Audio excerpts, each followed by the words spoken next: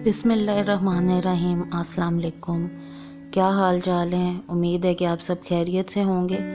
ये मेरा व्लॉग रमज़ान की रूटीन से पहले का है। रमज़ान इसके बाद स्टार्ट हुआ था। ये अम्मी लोगों के घर में एक दिन रहने के लिए गई थी, तो ये सुबह का वक्त है और ये उनकी हेल्पर जो है वो ये काम कर रही है और मैंने कहा कि मैं भी उसकी थोड़ी सी हेल्प करवा दूँ।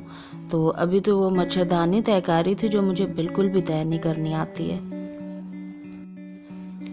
फिर मैंने सोचा कि निम्रा ने एक दिन पहले कपड़े धोए हुए थे, तो मैंने कहा उसकी थोड़ी हेल्प करवा दूँ। वो नाश्ता बना रही थी, तो ये कपड़े इधर रात को ले आई थी क्योंकि रात को काफ़ी हवा चलती रही थी और उसके बाद थोड़ी सी बारिश भी हो गई थी, तो कपड़े अंदर ही ले आए थे शाम को उतार के। तो मैंने कहा चलो मैं तय कर देती हूँ।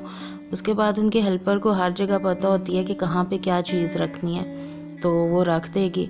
तो काफ़ी सारी उसने बेड शीट्स वगैरह धोई हुई थी और अपने कपड़े वगैरह भी थे और कुछ जो है वो रज़ाइयों के कवर्स वगैरह भी थे, वो भी थे। तो मैंने सोचा कि चलो सारा कुछ संभालते जाते हैं, साथ उसकी ज़रा हेल्प हो जाएगी।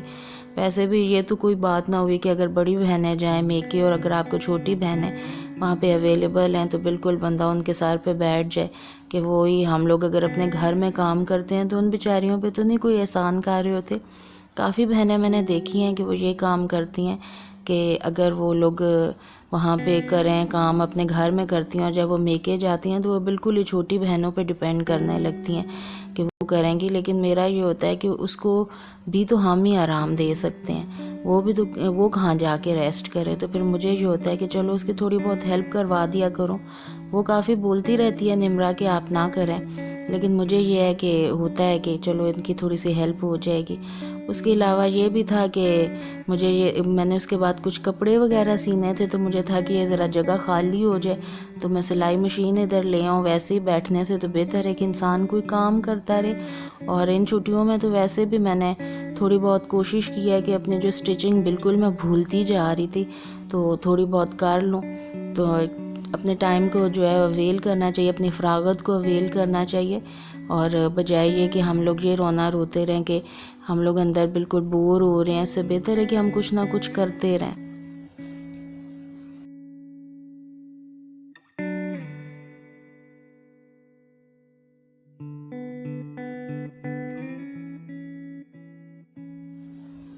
अब जनाब कपड़े तय हो चुके थे और ये निमरालों की लास्ट रज़ाई रह गई थी जो अभी तक संदूक में नहीं गई थी, तो इसका कवर धुला हुआ था। तो मैंने कहा चलो कवर भी चढ़ा देते हैं और फिर उसके बाद मैंने सोचा कि मैं ये संदूक में या अलमारी में रखवा के जाऊंगी, क्योंकि जो मेरी अम्मी है वो जल्दी जल्दी जो है रज़ाई की और गर्म कपड़ों की जान नहीं छोड़ती हैं।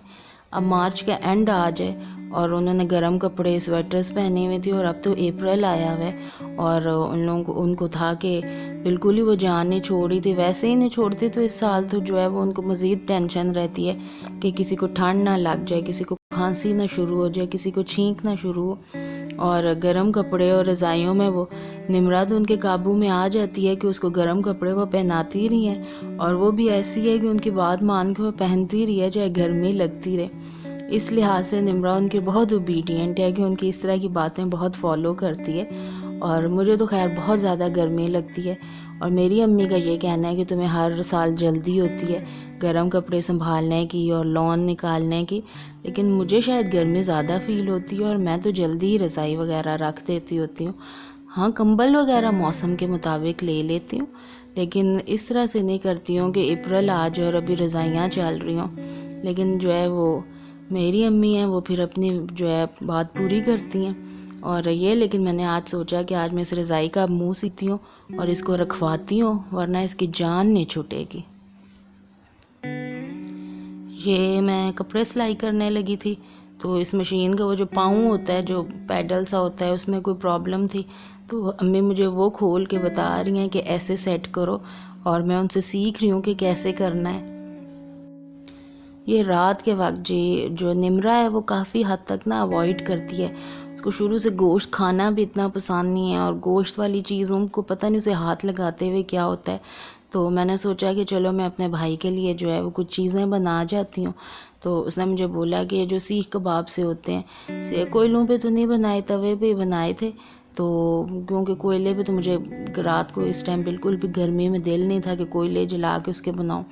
तो मैंने कहा चलो मैं बना के जाती हूँ और तुम्हारे कुछ रेडी भी कर जाऊँगी, तो ताकि तुम रमज़ान में आगे से खाते रहना।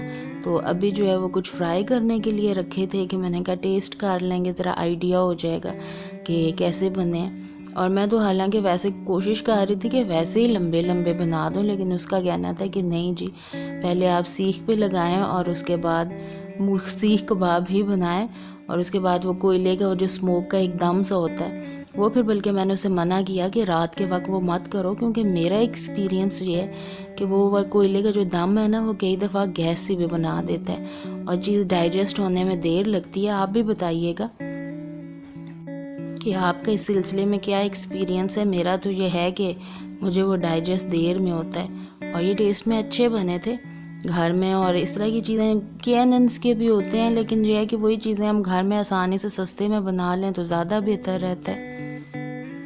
और ये नेक्स्ट डे मैं अब वापस जा रही थी अपने घर को, और रास्ते में ये गंदम के खेत हैं, गंदम तकरीबन पक के तैयार है। और आजकल इन दिनों मियाँ चन्नू की तरफ अगर बारिश आ जाए इस साइड पे, तो किसान काफ़ी परेशान हो जाते हैं, क्योंकि गंदम की कटाई होती है, कभी उन्होंने काट के रखा होता है, तो फसल के ख़राब होने के डर से हमेशा परेशानी होती है। तो बादल देख के अभी मेरा भी दिल घबरा रहा था। मैं घर वापस आ गई थी, लेकिन 2-3 दिन ही बाद मुझे वापस आना पड़ा, क्योंकि अम्मी की तबीयत बहुत ज़्यादा ख़राब हो गई थी और हॉस्पिटल जो है वो जाना नहीं चाह रही थी। और जब हमने पता किया कि जिस डॉक्टर के पास वो जाती हैं, वो डॉक्टर जो है वो भी, उसका क्लिनिक बंद था और सिर्फ सिविल हॉस्पिटल खुला था। फिर खैर हमने उन डॉक्टर से पूछ के, उनके जो आगे आदमी है, उसने हमें ये ड्रिप बताई। मेरी अम्मी को असल में नर्व्स का प्रॉब्लम हो जाता है कि उनके बहुत ज़्यादा नर्व्स वीक हैं, तो ये वाली ड्रिप उनको लगी और उसके बाद उनकी कुछ तबीयत ठीक हुई। अम्मी की तबीयत की ख़राबी की वजह से हम काफ़ी बहन भाई परेशान हो गए थे, और मुझे तो कासिम ने फ़ौरन बुला लिया कि आप इधर आ जाओ। और जो है फिर मैं भी आ गई थी, और रात को मैं उन्हीं के घर ही। अब सुबह के वक्त अम्मी की तबीयत कुछ संभली हुई है, और ये तकरीबन 10:15 बजे और हम नाश्ता करने लगे हैं। तो वो नाश्ते में निम्रा ने ये ऑमलेट सा भी बनाया था, और साथ आलू की टिक्कियाँ सी थी, उसने एक दिन पहले बनाई थी, वो हम खाने लगे थे। तो देर से, असल में रात को अम्मी के साथ भी लगे रहे, तो देर हो गई। तो सुबह को आंख भी ज़रा देर से खुली, तो नमाज़ पढ़ के मैं तो सो गई थी, और फिर देर से आंख खुली, तो ऐसा कोई प्रॉब्लम नहीं था कि ज़रूर ही उठना है। तो फिर हम लेटे रहे थे, अम्मी भी सोई हुई थी, तो उनकी तरफ से तसल्ली थी कि चलो वो सो रही हैं, तो हम लोग भी तसल्ली से लेट गए। अब वो माशाल्लाह बेहतर हैं, और दुआ कीजिएगा कि वो ठीक रहें। अल्लाह सब की माओं को सेहत और ज़िंदगी दे, माओं का साया सब पे सलामत रखे। हर किसी को अपनी अम्मी बहुत अच्छी लगती हैं। ये निमराब अम्मी के लिए सेब काट रही थी, और मैं उसको हंस रही थी कि तुम इतनी क्वांटिटी में काट रही हो जो वो खा नहीं सकेंगी, एक दिन में ही उनको सारी सेहत दिलानी है। लेकिन निमरा काफ़ी परेशान थी उनके लिए, और वैसे भी निमरा का दिल छोटा सा है, तो उसको परेशान जल्दी हो जाती है। तो मेरे होने से ये है कि उसे काफ़ी तसल्ली हुई। मैं 1-2 दिन रही उनके पास, फिर मैं घर आ गई, क्योंकि घर भी मेरे पीछे अकेला भी होता है, और दूसरा रमज़ान भी आ रहा था। तो रमज़ान में हर कोई अपने घर में, पीछे वालों को भी प्रॉब्लम हो जाती है, इसलिए मैं वापस आ गई। और अम्मी भी अब माशाल्लाह बेहतर थी, तो तसल्ली थी। ये घर में आई तो जनाब नेक्स्ट डे है, और मेरे नान के बच्चे भी बैठे हुए थे, तो मैंने कहा कि चलो चाट बना ली जाए। ये पकौड़ियाँ तो बनी हुई रखी हुई होती हैं, और चने वगैरह भी बॉयल किए हुए होते हैं, तो मैंने कहा चलो सब बैठे हुए हैं तो भूख हल्की हल्की लग रही है, तो चाट बना ली जाए। उन बच्चों को भी जो है चाट काफ़ी पसंद है, तो मैंने कहा कि चलो ज़रा थोड़ा इकट्ठा बैठ लेंगे, और वैसे थोड़ी बहुत भूख है वो भी मिट जाएगी। और आगे से जो रमज़ान आ रहा है उसमें तो वैसे ही डेली बेसिस पे ऐसी चीज़ें चलती रहा करेंगी। और वैसे ये है कि हम लोग काफ़ी सादा सी अफ्तारी और सहरी करते हैं।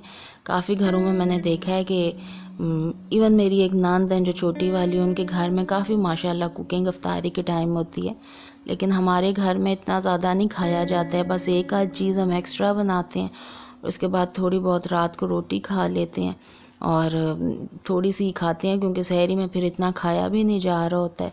तो इसलिए कोशिश यही करते हैं कि सादी सी अफ्तारी बनाएं और सादा सा ही खाएं, क्योंकि पकौड़े भी रोज़ रोज़ कोशिश करते हैं ना ही बनाएं। दिल तो कई दफ़ा कर होता है, लेकिन फिर चुप कर जाते हैं, क्योंकि पकौड़ों रोज़ खाने से भी स्टमक में बड़ा प्रॉब्लम हो जाता है। और आप लोग ज़रूर बताइएगा कि आप लोग इफ्तारी में क्या क्या एहतमाम करते हैं। जो खाते हैं वो करें एहतमाम, हम लोग इतना नहीं खा पाते तो इस वजह से नहीं करते। असल में जिन घरों में मर्द ज़रा खाने के शौकीन होते हैं ना, तो उस घर में मैंने देखा है कुकिंग ज़्यादा होती है। तो मेरे मियाँ जो हैं वो इतना ज़्यादा शौकीन नहीं है, और ये दही भल्ले और इस टाइप की चीज़ों वो बिल्कुल भी नहीं खाते। फिर हम सादा काम ही करते होते हैं कि फ्रूट चाट इवन वो नहीं खाते हैं, तो थोड़े बहुत उनके लिए मैं पकौड़े बना देती होती हूँ, और मुझे खुद समझ नहीं आ रही होती है कि उनको क्या दूँ, और वो कुछ बोलते भी नहीं हैं। तो उनकी मैं थैंकफुल हूँ कि वो ख्याल रखते हैं। इसके साथ ही व्लॉग का एंड होता है। अल्लाह हाफिज़।